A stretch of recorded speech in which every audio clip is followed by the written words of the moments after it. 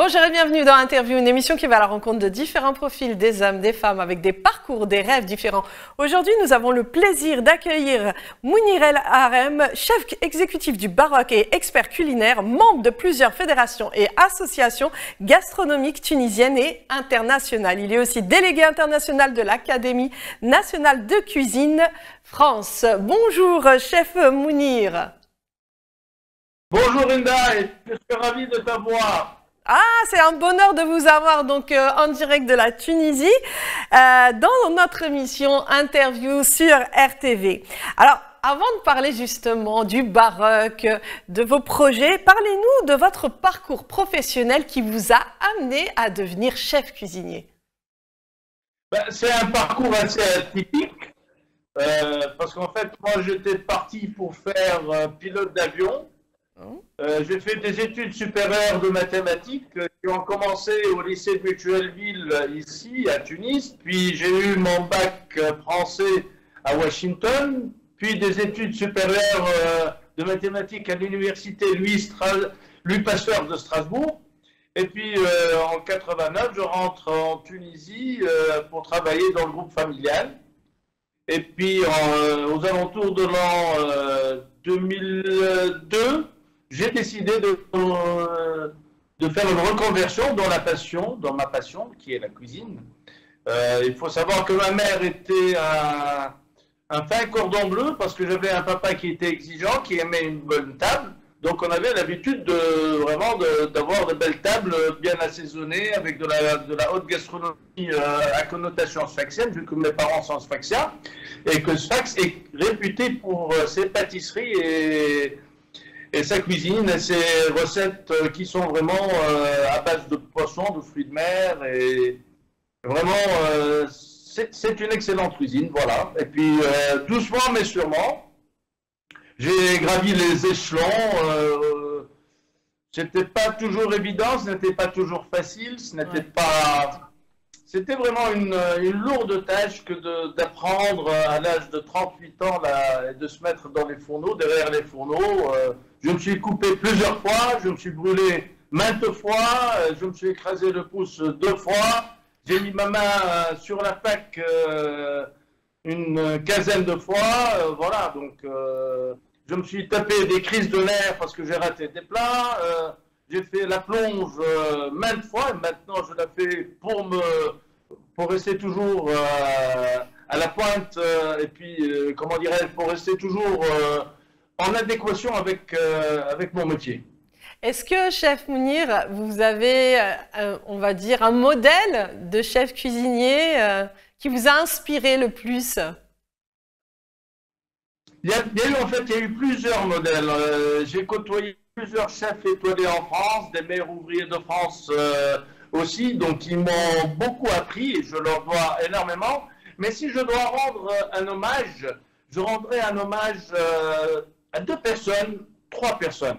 En fait, donc ça serait le chef Carlos Marcel, qui était chef de l'ambassade de France ici à Tunis, qui m'a vraiment encouragé à rentrer dans l'associatif.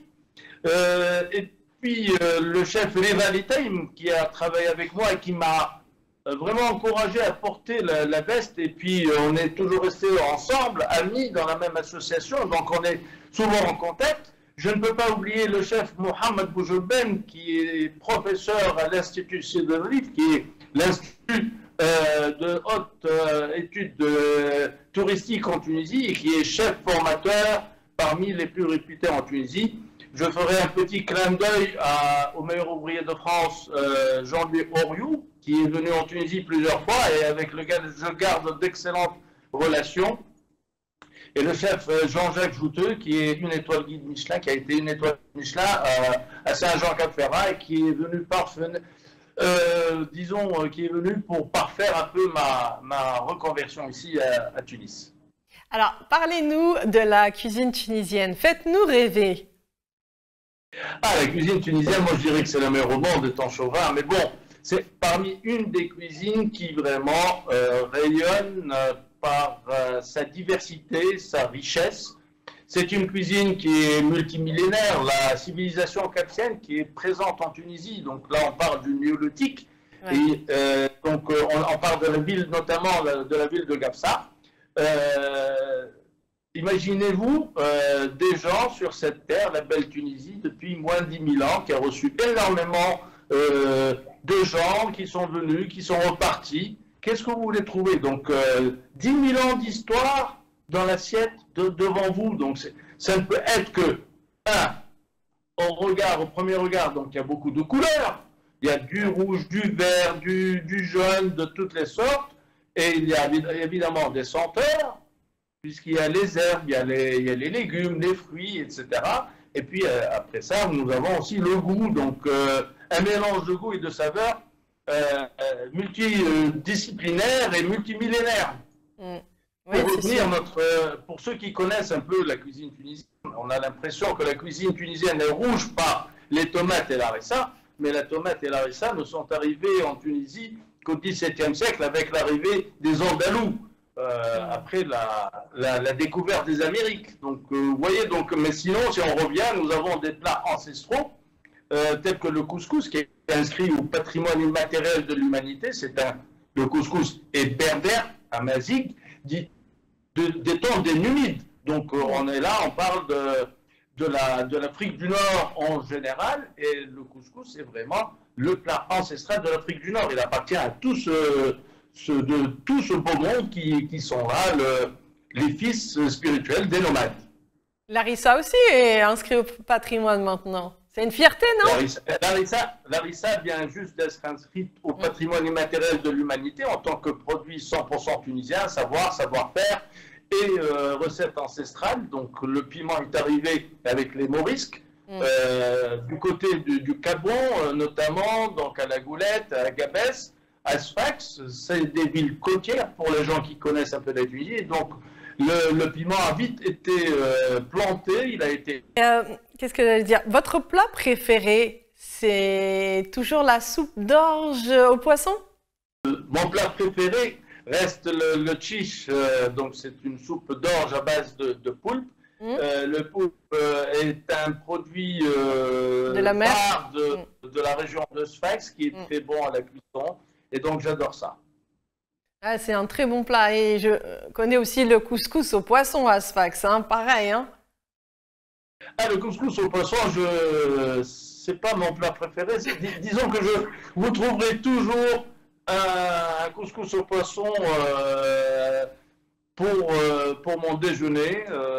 Même une petite cuillère de semoule, je le prendrai ça volontiers avec un filet de dorade ou un filet de loup qui est bien agrémenté avec un peu de piment séché, de piment qui a été cuit dans de la saumure, donc qui est en pulse, comme on le dit bien en Europe. Alors, parlez-nous du baroque qui se trouve à Tunis, hein, là où il y a la gastronomie, justement, restaurant gastronomique de Tunis, très connu d'ailleurs, où vous êtes chef cuisinier et vous avez votre renommée là-bas d'ailleurs. Donc l'établissement est situé donc dans les quartiers des ambassades et des grands sièges de société. Nous avons, comme tout établissement qui est de bonne réputation en France, donc j'ai suivi le modèle. Nous avons un restaurant gastronomique et à côté de ça, nous avons style brasserie et terrasse afin de pouvoir brasser pas mal de chiffres et pouvoir garder donc gastronomiquement disons que les meilleures parties ou les parties nobles d'un poisson ou d'une viande pour une cuisine raffinée gastronomique qui est revue au goût de mon palais et à connotation sfaxienne, ville dont je suis originaire. Et donc dans le restaurant gastronomique nous recevons tous ce qu'on appelle nous les VIP, donc les ambassadeurs, les hommes politiques, les ministres, les délégations officielles de la Tunisie, où là, c'est moi-même qui les reçois pour leur officier un menu tunisien, 100% avec de la salade méchoui, avec le salade tunisienne, avec le hajlouk, avec la salade de pommes de terre ou la kamia, avec plusieurs autres salades. Il m'arrive aussi de présenter pour des délégations officielles étrangères un festival de couscous. Donc on commencera par un couscous au poisson, puis un couscous à la viande, et puis un couscous en dessert. Mais parfois on me dit, mais c'est trop, mais je leur dis, c'est des petites quantités, afin de montrer vraiment notre riche patrimoine, parce que la semoule de couscous qu'on sert avec du poisson aura été arrosée avec un jus de poisson, et la semoule de couscous qui aura été présentée avec le couscous à la viande, si c'est du bœuf, donc ça sera un jus de bœuf, et si c'est du mouton, donc ça sera un bouillon de mouton. Et pour la semoule en dessert, elle aura été arrosée avec soit une fleur d'oranger, soit un jus de citron ou un mélange de jus d'agrumes qui donnera le goût sucré. Mais en général, c'est des petites quantités présentées d'une façon vraiment très gastronomique. Alors, je sais que vous faites beaucoup d'événements, hein, justement, sur la gastronomie, hein, pour faire connaître. Et vous aimez, justement, changer, trouver comment dire, des astuces différentes pour cuisiner avec des ingrédients spécifiques, amener ce mariage, justement, de saveurs en bouche.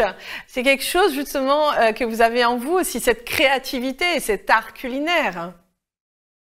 En fait,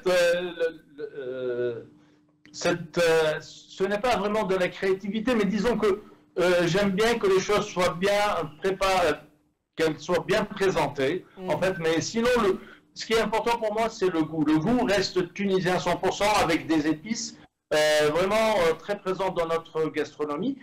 Puis après, il m'est arrivé, en cuisine, on est quand même une quinzaine de personnes dans notre laboratoire, à faire des créativités ou d'essayer de présenter les plats différemment. Nous avons un plat emblématique tunisien qui s'appelle l'amloukhia. Donc c'est un ragoût de bœuf à la farine de corette. La corette est une plante verte qui est arrivée en Tunisie du côté de la Mésopotamie, qui est multimillénaire, et nous avons une façon unique de la faire cuisiner, c'est-à-dire qu'on la laisse vraiment cuire dans l'huile d'olive pendant 3, 4, voire 5 heures à très basse température, et ça donne une émulsion noirâtre. Et en général, tout ce qui est noir n'est pas beau à voir, et on a de la répugnance à goûter. En général, on évite. C'est international, c'est comme ça. Mais donc, pour essayer de faire accepter ce plat, avec le chef Bilal Louchteti, que je salue, qui est là en pleine cuisine, on a eu l'idée de la présenter dans une pomme de terre qu'on a creusée, qu'on a blanchie dans de l'eau, puis qu'on a fait frire, et puis on a préparé de l'amloukhia, donc ce ragoût de bœuf à la fleur, moi je dirais à la fleur de corette pour ne pas dire farine, et on a coupé la viande, on l'a sortie, on effiloché, et puis on a rempli la pomme de terre et on a rajouté de la purée, on l'a mis au four à chauffer, et c'était un pur délice parce qu'on n'avait pas besoin de pain pour manger notre fameuse florée, on mangeait directement la pomme de terre, donc féculent avec pomme de terre, et puis ça donnait un joli... c'était joli à voir parce que la pomme de terre est jaune et la morée est plus ou moins noire, verdâtre, donc c'était pas mal. Mais c'est beau, en fait, vous revisitez en fait, des cuisines pour les amener à être appréciées encore plus visuellement et dans le goût aussi.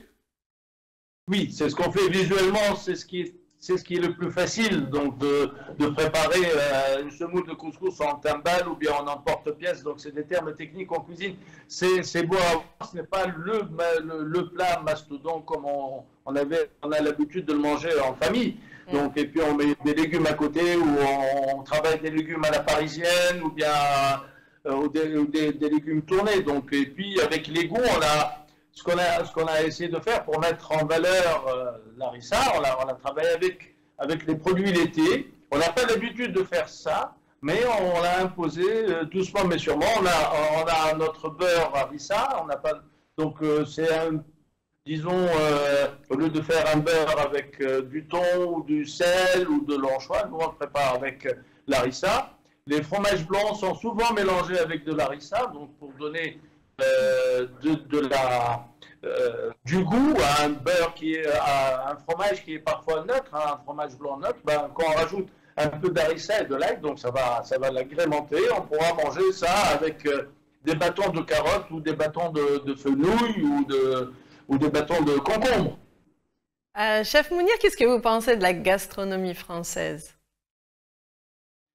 La gastronomie française est une gastronomie qui s'est imposée par la critique culinaire. Cette critique culinaire n'est pas arrivée par hasard, c'est le fruit de tout un travail historique qui a été fait. Premièrement, la gastronomie s'est imposée par les guildes des métiers, qui a commencé en 1200, au XIIIe siècle, par Louis IX, qui d'ailleurs qui porte une cathédrale ici à Tunis, à son nom. Donc après les guildes, il y a eu plusieurs chefs qui ont essayé de faire des essais. Ils ont fait des livres de recettes. La cuisine médiévale française a évolué dans le temps. Et puis bon, à l'arrivée du XXe siècle, il y a eu le Guy d'Escoffier qui a codifié la cuisine française, et c'est ce qui fait qu'ils se sont tous mis d'accord au bout de 5 ou 6 ou 7 éditions du Guy d'Escoffier. Les Français, donc les chefs à ce moment-là, ils se sont mis d'accord et ils se sont dit voilà, on arrête, c'est notre guide, on va le suivre. Et c'est cette codification qui fait que la cuisine française a réussi à inscrire donc son savoir-faire au patrimoine immatériel de l'humanité. Et là, je rends hommage aussi à un ami, l'ancien chef de l'Élysée, Guillaume Gomez, qui est déjà venu 2 fois dans mon établissement, qui m'a fait l'honneur d'être mon invité ici, puis de descendre et de prendre une photo avec tous les jeunes qui étaient vraiment... Tout est pris d'avoir le chef de l'Élysée à ce moment-là, ici dans les cuisines de notre établissement.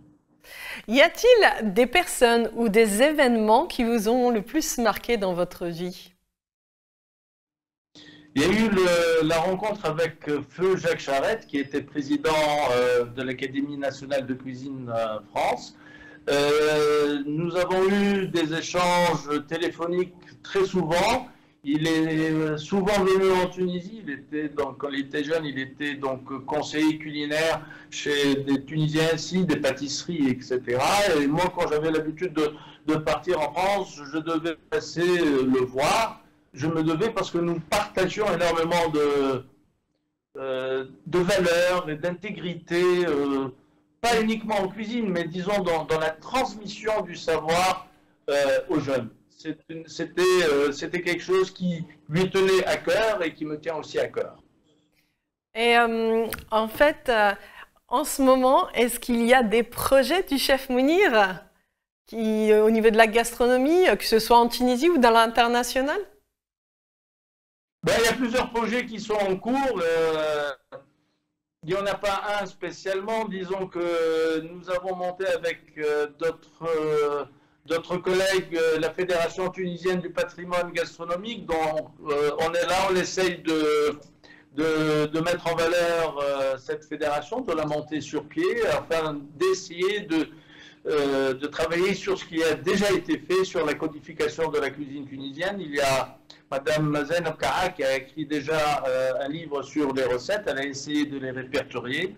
Il y a eu d'autres essais qui ont été faits par le chef El Fertleti, le chef Fer Belid, le chef Mohamed Kouki, le chef Mohamed Boujolben, pour le citer, c'est les noms qui viennent maintenant devant moi. Il y a d'autres chefs qui ont fait énormément de travaux de recherche. Donc on va essayer de regrouper tout ce beau monde pour essayer de laisser un écrit pour les moins vieux comme moi, disons pour les jeunes, pour qu'ils trouvent une base de données et continuer le travail que nous allons, j'espère, Inch'Allah, comme on dit, débuter et laisser quelque chose un bon patrimoine et une bonne connaissance de la gastronomie tunisienne.